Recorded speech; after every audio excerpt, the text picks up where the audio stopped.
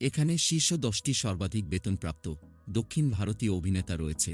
দক্ষিণ ভারতীয় সিনেমা সর্বদা মূল্যবান বিষয়বস্তুর জন্য নির্ভরযোগ্য হতে পারে। তবে ভারতের কিছু সর্বোচ্চ বেতনভোগী অভিনেতাও রয়েছে। অভিনেতার বেতনের জন্য বাজেট থেকে কয়েক কোটি টাকা কেটে নেওয়া হয়েছে। সম্প্রতি মনোযোগ আকর্ষণ করেছে দক্ষিণ ভারতীয় অভিনেতাদের সর্বদা একটি অসাধারণ ফ্যান ফলোয়িং রয়েছে, যেখানে লক্ষ লক্ষ ভক্ত অভিনেতার খ্যাতি নিয়ে গর্ব করে যেন এটি তাদের নিজস্ব অর্জন। এটি তাদের পুরস্কার, সম্মান এবং সম্পদের আকারে প্রশংসা ঢেলে দিয়ে অবিরাম স্পটলাইটের নিচে রাখে।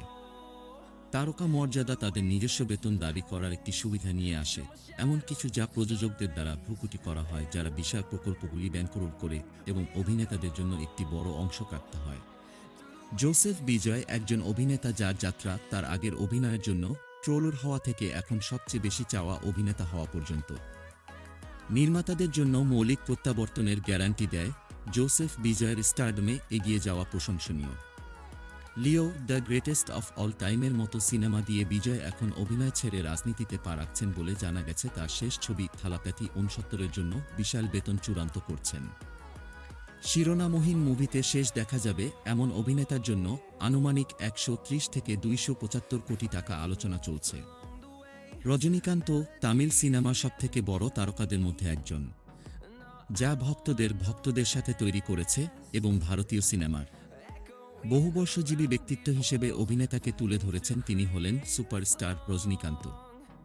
নম্র সূচনা থেকে শুরু করে গ্রাউন্ডেড খ্যাতি পর্যন্ত রজনীকান্তের ব্যক্তিগত জীবনধারা এবং জনসাধারণের উপস্থিতি অর্থের জন্য চিৎকার নাও করতে পারে, তবে বাদশা অভিনেতা প্রতি চলচ্চিত্রে আনুমানিক 125 থেকে 270 কোটি আয় করছেন তার অতুলনীয় শৈলী এবং পর্দায় উপস্থিতির সাথে।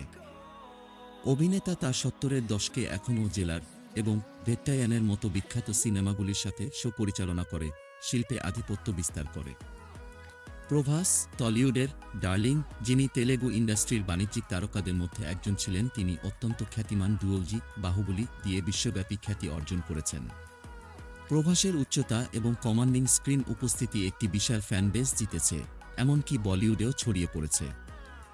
অভিনেতা বর্তমানে উচ্চ অকটেন অ্যাকশন ফিল্মে বৃহৎ প্রযোজনা মূল্যের সাথে জড়িত, যা প্রায় 100 থেকে 200 কোটি টাকা ঘরে নিয়ে যাচ্ছে। তার সাম্প্রতিক মুক্তিপ্রাপ্ত কল্কি এডি এখন আসন্ন সালার 2 এবং স্পিরিটের অনুসরণ করে আগামী বছরের জন্য একটি আরামদায়ক স্থান অর্জন করেছে। অজিত কুমার একজন জীবন্ত বিড়ম্বনা, একজন তারকা যিনি স্টারডম এবং এর সাথে আসা সুযোগ সুবিধাগুলি এড়িয়ে যান, নিম্ন সামাজিক জীবন বজায় রাখেন এবং সমান্তরালভাবে নিজের আবেগ অনুশীলন করেন। 2023 সালে তার শেষ রিলিজ থুনিভু এবং 2025 সালে আসন্ন ভিদা মোয়াচ্চি এবং গুড ব্যাড অগলি-এর মাধ্যমে তার পর্দায় উপস্থিতিতে ভক্তদের সাথে থিয়েটারগুলি পূরণ করার ক্ষমতাও তার রয়েছে। তিনি প্রায় 105 থেকে 165 আয় করছেন সিনেমা প্রতি কোটি টাকা। কমল হাসান ভক্তদের দ্বারা শ্রদ্ধেয়, সিনেমা প্রেমীদের দ্বারা প্রশংসিত। কমল হাসানের অনেক দক্ষতা এবং তার অভিজ্ঞতাকে ছাড়িয়ে যাওয়া সাফল্যের সাথে সবচেয়ে নিখুঁত ফিল্মোগ্রাফি রয়েছে। একজন অভিনেতা, পরিচালক, নৃত্যশিল্পী, প্রযোজক, চিত্রনাট্যকার, গীতিকার এবং আরও অনেক হিসাবে কমল হাসান প্রতিটি অর্থেই বহুমুখী। দশকের পর দশক ধরে চমক সৃষ্টি করেছেন, তামিল সিনেমাকে বিশ্ব সিনেমা দর্শকদের চোখে স্থান দিয়েছেন। বিক্রম, কালকি এডি এবং সাম্প্রতিক ভুলে যাওয়া ইন্ডিয়ান 2 সফল রিলিজ সহ অভিনেতা প্রতি মুভি 100 থেকে 150 কোটি আয় করছেন বলে অনুমান করা হয়। রামচরণ একটি চিত্তাকর্ষক পটভূমি থেকে আসা।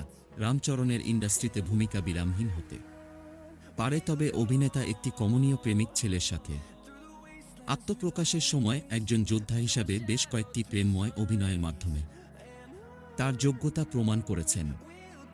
সফল আর মুভি রিলিজের পর তার বেতন এবং ব্যাংকেবিলিটি বেড়েছে, যা এখন তার আসন্ন রিলিজ গেম চেঞ্জারের জন্য আনুমানিক 100 থেকে 130 কোটিতে পৌঁছেছে। আল্লু অর্জুন তার উদ্যমী এবং নমনীয় নৃত্য সংখ্যা এবং বেশ কয়েকটি স্মরণীয় বাণিজ্যিক ভূমিকার জন্য উল্লেখযোগ্য। তিনি এখন 2021 সালে পুষ্প দ্য রাইস মুক্তির সাথে একজন প্যান ভারতীয় তারকা হওয়ার পথে রয়েছেন। অভিনেতা মুক্তির সাথে জড়িত বিখ্যাত সিকুয়েল পুষ্প 2 দ্য রুল, যেটি 5 ডিসেম্বর 2024 এ মুক্তির জন্য চিহ্নিত।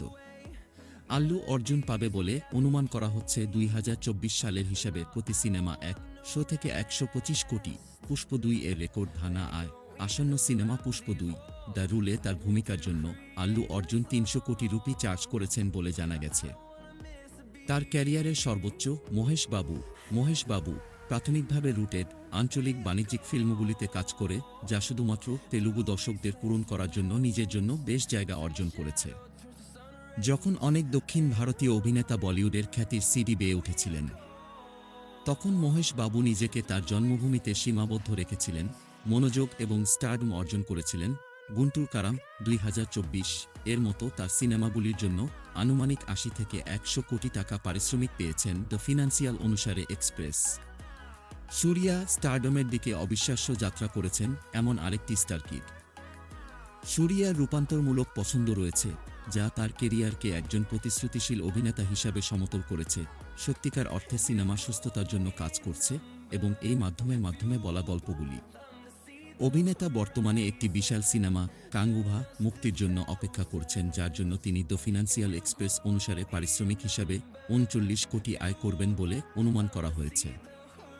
আনুমানিক পারিশ্রমিক ১০৫ থেকে ১১৫ কোটি টাকা।